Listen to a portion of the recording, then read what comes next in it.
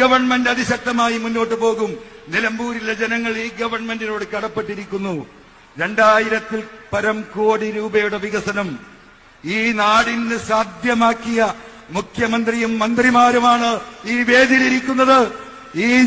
ഈ വേദിയിലേക്ക് കടന്നുവരാൻ നിലമ്പൂരിന്റെ ജനങ്ങളെ പ്രേരിപ്പിച്ചതും ഈ ഗവൺമെന്റ് നൽകിയ പിന്തുണയാണ്. 2223 വീടുകൾ ഈ നിയമസഭാ മണ്ഡലത്തിൽ ലൈഫ് പദ്ധതിയിലൂടെ ഞങ്ങൾക്ക് നൽകാൻ കഴിഞ്ഞു.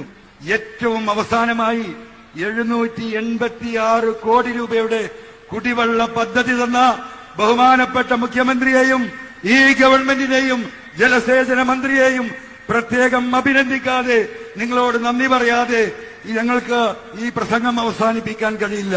അതുകൊണ്ട് പ്രിയമുള്ളവരെ, ഈ ഗവൺമെന്റ് നൽകിയ സഹായം ഈ നാടിലെ നാനാജാതി മനസ്ഥർക്കും നാനാ വിഭാഗത്തിൽപ്പെട്ടവർക്കും എല്ലാ മനുഷ്യർക്കും